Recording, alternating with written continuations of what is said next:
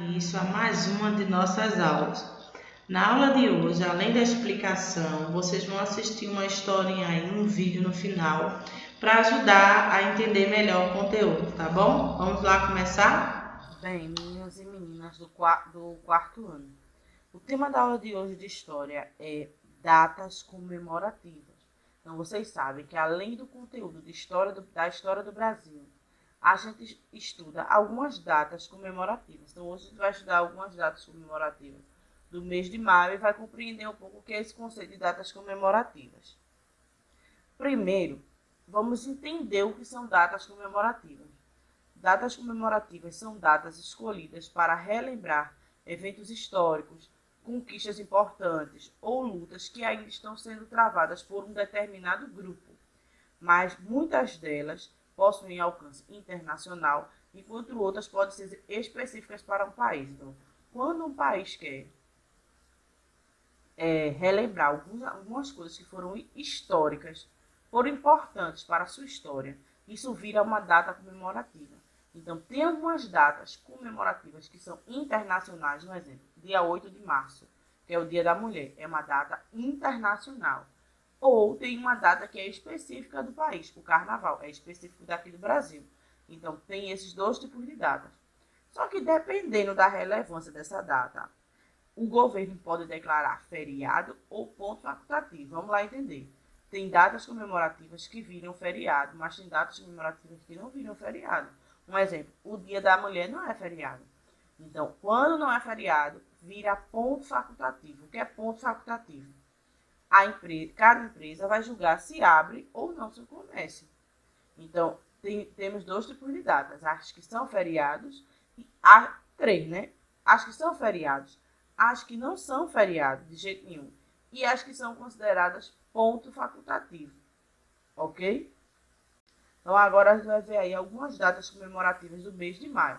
Pronto, eu acabei de falar o dia 1, que é Dia do Trabalhador, feriado nacional. Então, em todo o Brasil foi feriado.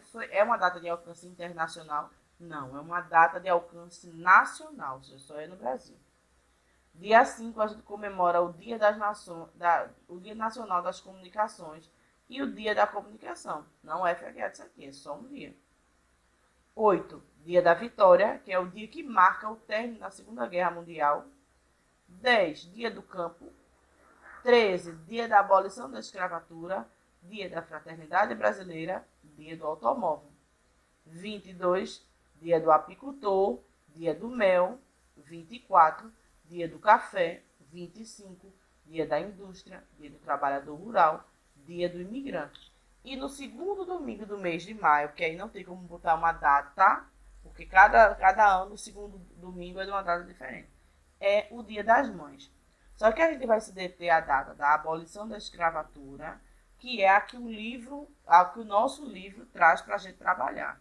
Lembrando que dessas datas todinha aí que eu li, a única data que é de alcance de feriado é o dia 1 do trabalho. Todas as outras datas são só lembradas, mas não são feriados, nem ponto facultativo. Então, como eu disse, o nosso livro vai trazer a data da abolição da escravatura, que é comemorada no dia 13 de maio. Como vocês sabem, o Brasil começou a se organizar através do trabalho escravo. Primeiro com os índios, que foram os primeiros escravos. Depois, começou a se trazer pessoas da África para fazer esse trabalho escravo. Lembrando que trabalho escravo é todo aquele trabalho que você faz sem receber nenhuma remuneração em troca. Você trabalha, mas não recebe. Então, no período da colonização do Brasil, o cultivo da cana-de-açúcar se desenvolveu muito. Lembra que a gente já falou disso em outras aulas, que o Brasil cultivava cana-de-açúcar, principalmente na capitania de Pernambuco. Então, além de escravizar os indígenas, que foram os primeiros escravos do Brasil, Portugal iniciou o tráfico e o comércio de escravos capturados no continente africano. Então, como os indígenas não deram muito certo, e quando os portugueses chegaram aqui, os portugueses tentaram implementar a sua cultura no indígena. Então, o indígena já tinha seus conceitos de cultura, já tinha seus deuses, já tinha seus alimentos, e aí os portugueses quiseram a todo custo catequizar esses índios, para que esses índios usassem roupa, que mudasse de religião, fosse da religião católica, só que não deu certo. Então aí eles precisavam de uma outra mão de obra que eles pudessem exercer o poder. Então aí começaram a capturar pessoas do continente africano. Então, como é que essas pessoas chegavam aqui? Chegavam aqui nos chamados navios negreiros para trabalhar no engenho da cana-de-açúcar, sem ganhar nenhuma remuneração. Então, quando eles vinham por esse navio negreiro, vocês estão vendo aí na tela que tem uma imagem de fundo que é uma corrente. Então, eles vinham acorrentados pelos pés, tudo sentado, amontoado, não tinha como se levantar, porque todos que vinham eram tudo um acorrentado pelo outro. Então, ali mesmo, eles faziam a sua necessidade. Se precisasse fazer xixi, se precisasse fazer cocô, era ali sentado no mesmo lugar. Essas viagens demoravam muito. Eram coisas de 2 meses, 3 meses, porque é outro continente, vem de um continente para o nosso. Então, durante essa viagem, muitos negros acabavam morrendo. O que é que acontecia? Tiravam as algemas e jogavam esses que morriam no mar. Durante o trabalho, os negros eram supervisionados por uma figura importante, que era a figura do feitor. Então, esse feitor era quem contratava os escravos, vigiava e castigava por não fazer o serviço, porque além de não receber remuneração, os escravos também eram castigados. Apanhavam em praça pública, levavam chicotadas quando ou não faziam as atividades ou respondia com rispidez alguma coisa. Então, se o feitor achasse bem, ele também tinha esse poder de castigar. A escravidão aqui no Brasil durou cerca de 300 anos, sendo o último país da América Latina a libertar os escravos. O Brasil foi o último país a abolir a escravidão, porque as pessoas ricas acreditavam que o país só ia para frente se tivesse a mão de obra escrava, porque eles não iam gastar, eles só iam ter lucro, porque eles produziam a cana-de-açúcar, os escravos colhiam e eles vendiam. Então, tudo que era vendido, nada era repassado, nada, não tinha gasto nenhum com nada, porque esses funcionários não eram pagos. Então, o Brasil foi o último a libertar os escravos, porque parte da elite dependia do trabalho escravo, acreditando não ser possível obter lucro sem a mão de obra escrava. Então, eles não imaginavam que se podia ter lucro com outra forma de pessoas para recolher essa cana-de-açúcar. Então, no dia 13 de maio, a princesa Isabel assina a Lei Áurea, que dava liberdade aos escravos. Só que, gente, preste atenção. A princesa Isabel assinou essa lei por uma pressão popular. Não foi ela que acordou, vou libertar os escravos. Não. Anteriormente, já tinham se feito 2 leis para libertar uns grupos de escravos. Olha aí. Lei do ventre livre e lei dos sexagenários. O que é que diziam essas 2 leis? Que vocês podem encontrar em outros livros, como Lei Saracotegipe, podem encontrar com outros nomes. Mas é tudo a mesma coisa. A lei do ventre livre dizia que as escravas que tivessem seus filhos a partir daquela data, os seus filhos não seriam mais escravos. Então, elas continuariam escravas, mas os filhos não. E depois foi aprovada a lei de sexagenário, que escravos com mais de 60 anos seriam libertados. Só que essa lei aí, a segunda, não deu muito certo, porque como os escravos apanhavam muito, não tinham uma boa alimentação, não usavam sapatos, só andavam descalços, não tinham boas roupas, poucos chegavam aos 60 anos. Então, era difícil essa lei dar certo. E a primeira, do ventre livre, também não deu muito certo, porque as crianças ficavam com as mães até aproximadamente, o começo sempre ficava com as mães, de 10, 13 anos.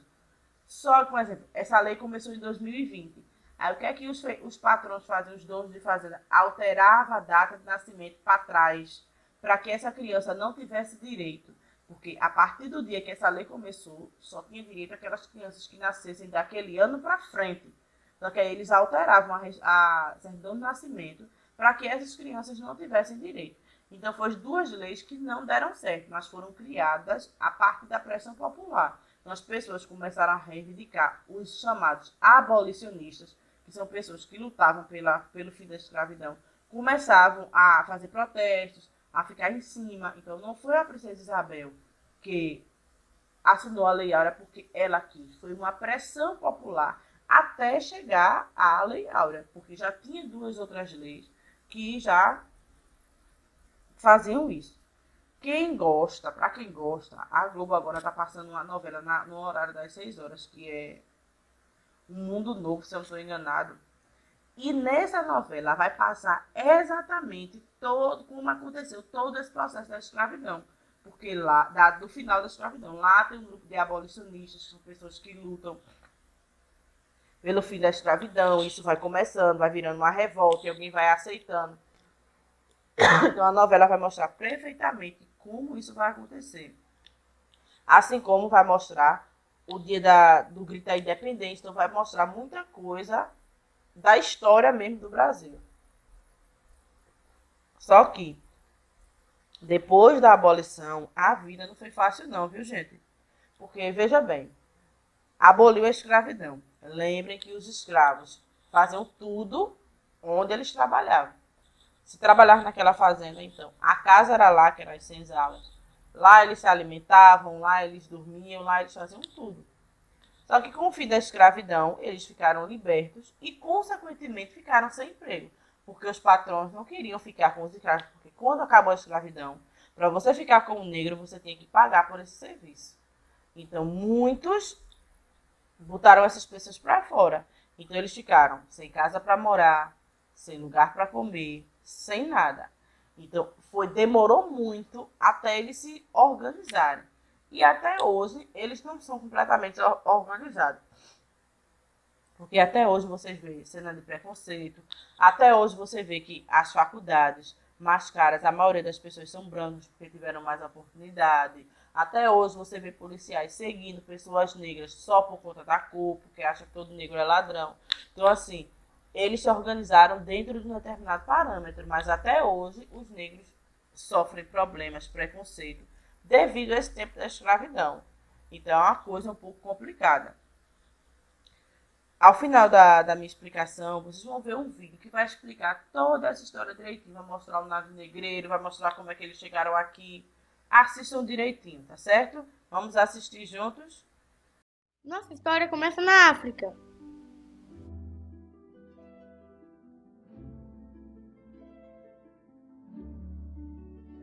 Nesse continente, tinham reinos de homens guerreiros e fortes, mas muitos guerreavam uns com os outros.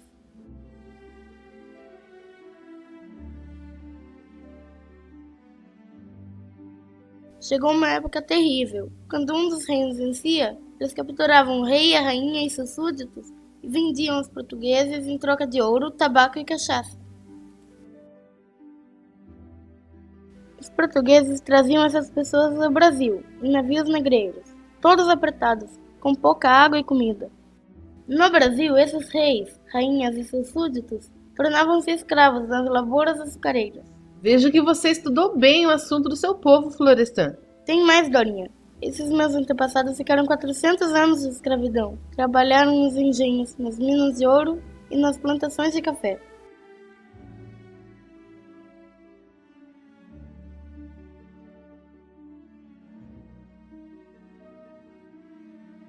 Muitos escravos no Brasil foram reis, rainhas, príncipes e princesas. Por isso, quem for um afrodescendente possivelmente tem uma linhagem nobre, pois são herdeiros de reis. Na trajetória de luta, destacamos a figura de Zumbi dos Palmares. Ele era líder do maior quilombo que já existiu no Brasil.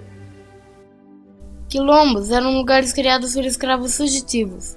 O quilombo de Palmares foi liderado por Zumbi, que foi conhecido por libertar escravos dos engenhos, assim como fez Espartacus em Roma Antiga.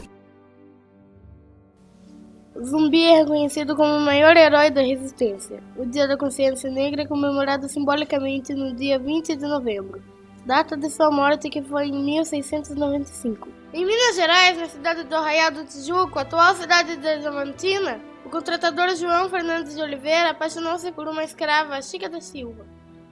João Fernandes tratou Chica como uma verdadeira rainha. Dava para ela os melhores vestidos, perfumes, joias. Chegou a construir para ela um enorme açude e uma galera. Outra história da trajetória dos escravos é a do Chico Rei. Ele era o rei do Congo, foi capturado, trazido ao Brasil para trabalhar nas minas. Naquela época, com a escassez das minas, O escravo que encontrasse ouro conseguia alforria. Chico encontrou uma galeria, mas não contou a ninguém. Foi para outro canto e encontrou um pouco de ouro. Com a sua alforria, Chico conseguiu comprar a mina de seu antigo patrão. Assim, Chico indicou a galeria aos escravos. E ele conseguiu alforriar cerca de 600 escravos nos meados do século XVIII. Quem foi rei não perde a majestade. No século XIX foi criada a Lei Eusébio Queiroz, proibindo o tráfico negreiro. Só podiam comprar escravos nascidos no Brasil, os crioulos, como diziam. Nessa época, destacou-se o poeta Castro Alves, um dos pioneiros da campanha abolicionista. Sua principal obra é O Navio Negreiro. Era um sonho dantesco, o tombadilho que das luzernas a vermelho brilho, em sangue a se banhar. Os negros, trazidos do continente africano, eram transportados dentro dos porões de navios negreiros. Devido às péssimas condições desse meio de transporte, muitos deles morriam durante a viagem. Após o desembarque deles, eram comprados por fazendeiros e senhores de engenho, que os tratavam de forma cruel e desumana. Mesmo com a lei proibindo, existia um tráfico negreiro. Quando encontravam a fiscalização, jogavam os negros no mar, amarrados um ao outro numa pedra. Durante a Guerra do Paraguai, muitos escravos foram enviados no lugar de outras pessoas convocadas. Essa aproximação com a força militar levou a membros dos militares a admirarem os combatentes negros. E a partir daí, muitos militares passaram a fazer a campanha abolicionista. Em 1871, surge a Lei do Ventre Livre. Assim, a criança que nascesse a partir dessa data já seria um homem livre. Porém, na prática, a criança ficaria aos cuidados do suposto dono até os 18 anos. Em 1885, foi aprovada a Lei Saraiva-Cotegipe, ou dos sequestracionários que beneficiava os negros de mais de 65 anos. Porém, dificilmente um escravo chegava aos 65 anos. Essas leis eram literalmente para ingleses, pois a Inglaterra era a maior interessada na abolição dos escravos. A Inglaterra estava investindo no Brasil, nas áreas industriais e comerciais. Mas para o comércio ter fôlego, é preciso que as pessoas tenham salários. Se não tem dinheiro, como os escravos, não tem como comprar. Como a Inglaterra poderia ganhar dinheiro se boa parte da população era escrava no Brasil? Para ele, um escravo poderia ser um consumidor de seus produtos ingleses. Aliás, o sapato era um símbolo de alforria. Por fim, a campanha abolicionista conseguiu. Em 1888, a princesa Isabel assinou a Lei Áurea. A escravidão havia acabado no Brasil. A partir de agora está proibida a escravidão no Brasil. A escravidão acabou, mas o negro continua sendo marginalizado. Ainda existem pessoas racistas, e esse sentimento é um dos mais baixos de uma sociedade. O negro hoje conquistou mais direitos, entre eles a polêmica cota para negros nas universidades. E vocês? O que pensam sobre isso? Então, ao final do vídeo, a tarefa de casa hoje é em 2 lugares diferentes, vocês estão vendo aí. Primeiro, você vai responder a página 426 do livro de História.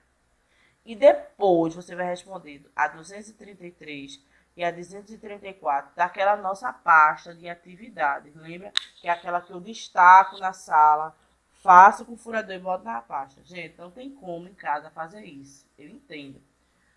Então, o que é que você faz? Vai lá na pastinha, abre a pastinha, tira essa página, que é uma página só, frente e verso, responde e bota dentro da sua pasta de plástico. Quando a gente voltar para a sala de aula, a tia Juliana vai furar tudo, vai corrigir tudo e vai colocar dentro da pasta, certo?